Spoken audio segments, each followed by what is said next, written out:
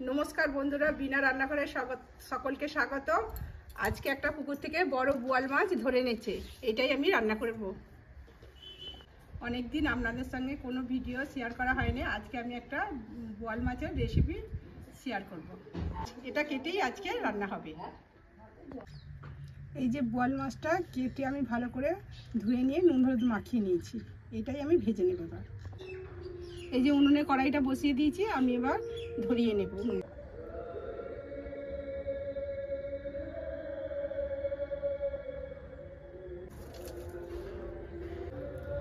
কড়াইটা একটু গরম হয়ে গেছে, এবার তেল দিয়ে দেব।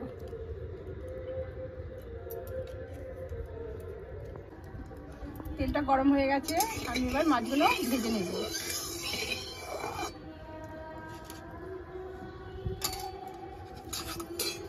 মাছগুলো যেহেতু খুব ফোটে তাই আমি আগে থেকে একটু সরষের তেল মাখিয়ে রেখেছি।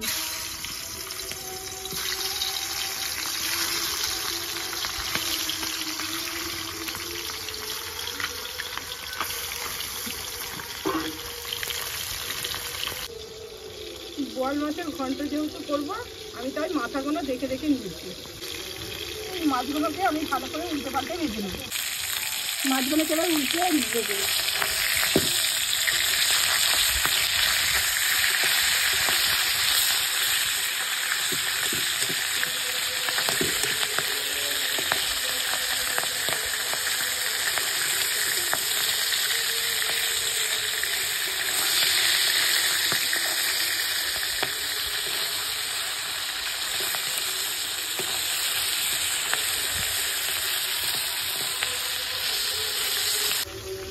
মাছটা যেহেতু ঘন্টা করবে, আমি কড়াতেই মাছটা ভেঙে নিচ্ছি। মাছটা আবার ভাজা হয়ে গেছে।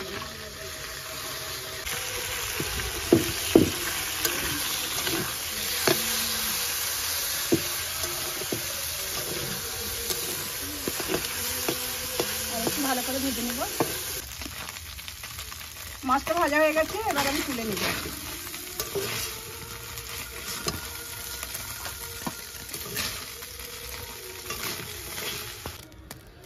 কড়াই এবার তেল দিয়ে দেবো।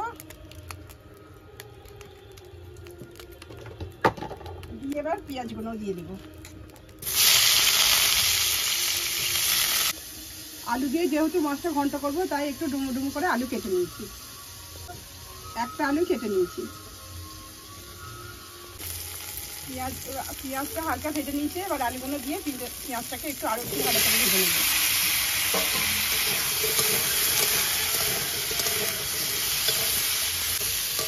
আমি এখানে দুটো বড় সাইজের পেঁয়াজ দিয়েছি। যেহেতু এইটা बोयाल মাছের ঘন্ট, এতে একটু পেঁয়াজটা বেশি দিতে হবে। আলুটা পেঁয়াজটা আমি হালকা করে ভেজে দিয়েছি। এবার আদা রসুনটা ওই মাছের মতন দিয়ে আমি একটু ভালো করে ভেজে নেব। এটা রসুনটা একটু ভালো করে ভেজে নেব, নাহলে গন্ধ থাকবে একটা।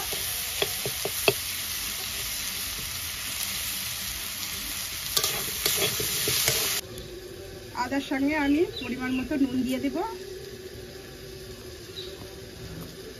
লঙ্কা গুঁড়ো আমি 1 চামচ আর একটু দেব।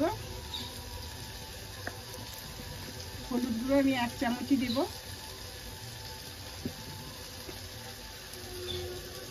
আর সামান্য ধনে গুঁড়ো দিয়ে দেব। একটু সামান্য জল দিয়ে গুলে নেব।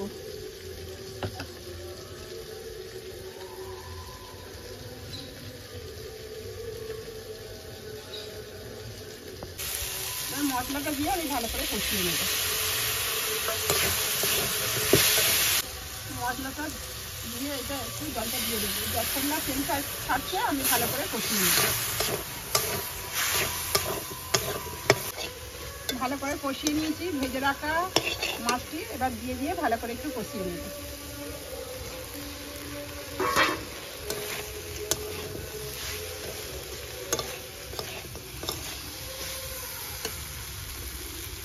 একটু সামান্য জল দিয়ে দেব।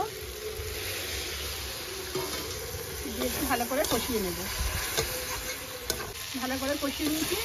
এবার আমি 1 গ্লাসের মতো জল দিয়ে দেব।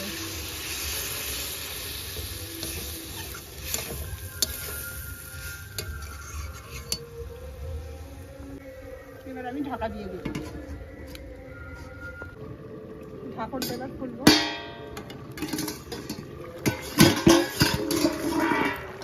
খুলে একটু নেড়ে ছেড়ে দেবো।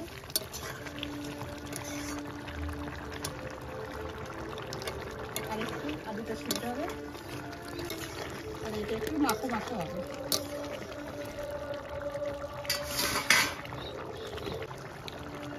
আলুটা একটু সেদ্ধ হতে দেরি আছে, আমি আরেকবার ঢাকনটা দিয়ে দেবো।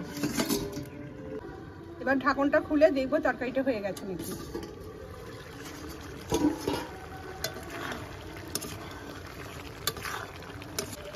তরকারিটা হয়ে গেছে, এবার ঢেলে নেব।